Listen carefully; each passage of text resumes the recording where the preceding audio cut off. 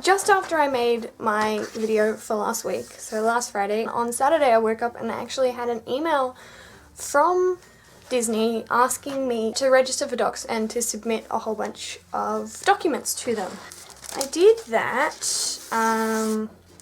mostly on the weekend and by Monday, and I kind of wrote myself a little page here in my folder that I have. You get this email and it'll have a link in it to get to the docs thing. You click on it, it'll ask you to register, so you just email, password. In the email, again, it'll have a thing where you download the proof of student status form. For some reason my instructions start there because I guess that's the first thing that I did, is download the form and look at it. The form is 2 pages. The first page will be like this and it has instructions on it for you, which were very simple to follow.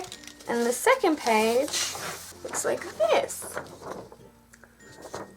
So it's got a whole lot of blank spaces everywhere where you just chuck in your information. It's not that hard to fill in.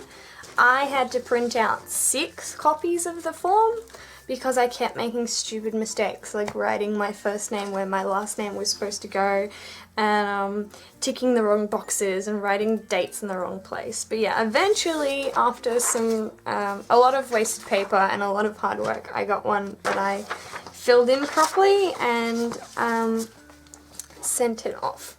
So on the back of this here, so I've got download proof of student status form, read the instructions, make sure you read them, because I probably would have filled this in incorrectly on purpose if I hadn't read them. Step 3, fill in section 1, which is the student information section, and in brackets I've written, if unsure, speak to school representative, which I had to do for my semester end date and which box to tick. And then step 4 is probably the hardest part of the whole process, dependent on your circumstances of course, which is to find a school representative, and in brackets I've written guy with stamp, because I went to 3 different places on Monday looking for someone who could sign my form. I went to the hub, which is like where you go if you want to pay fees, talk to people about forms, and they had no idea. And then I had to go to my own department. I spoke to one of my own teachers. I then eventually had to get a hold of the course coordinator, the coordinator of our course and the neighbouring course, who had the stamp. And it turned out that the stamp was just in some drawer and anyone could have done it for me. But hey, he was great. He filled in most of my form for me. He answered all of my questions.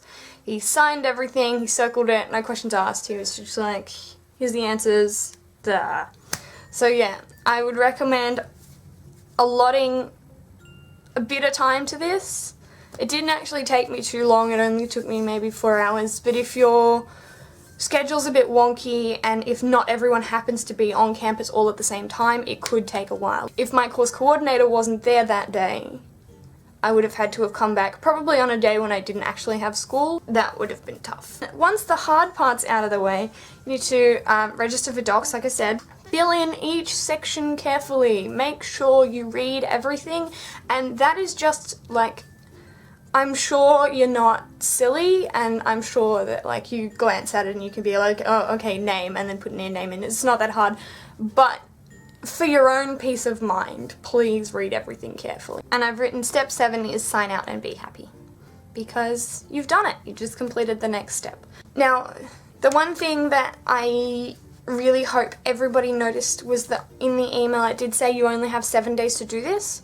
So if you don't complete it in 7 days, there's a really, really good chance that they're just going to be like, no, sorry. And I really would not like anybody to miss out because they didn't realise there was a deadline. So you've got 7 days. Get everything done within 7 days and you'll be sweet. Which might make it kind of hard considering what some of these things are, but just give it a crack, try and do it in 7 days, and hopefully everybody succeeds in supplying their information. Okay, so now we're going to go through the sections that they have. So the first one that I did was emergency contact information. Super, super easy. You just need an emergency contact, and I put down my mama. And you just need like their contact information, their address, bloody, bloody, blah, blah, blah, blah, blah. Really, really easy. The next one was address information, which is again really, really easy. Then there was the visa appointment information, which I was really confused about, and I was actually so close to sending an email to international recruiting being like, I don't have a visa appointment. I wasn't going to book a visa appointment until I got accepted. What? But really all you do, and I was just like, I'll just check it out, because you can always cancel it if you don't know the answers. So I just clicked it, and all they want to know is the city you'll be applying for your visa in, which may not necessarily be your own city. So I'm lucky because there's a US consulate in Melbourne, so all I had to do was chuck Melbourne in, sweet, kick in.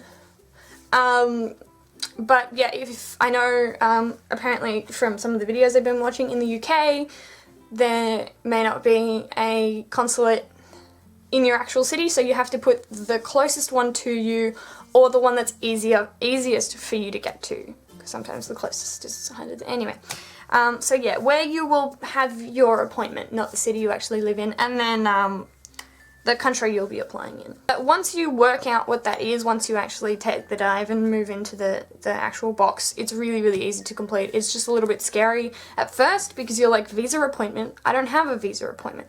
But it's not that hard. The passport part, if you've already got a passport, it's very, very easy. All you have to do is scan your passport, upload the image, and also they want you to type in the details of the passport, so like its expiry date, its issue date, where it was issued, where you were born, blah blah blah blah blah blah.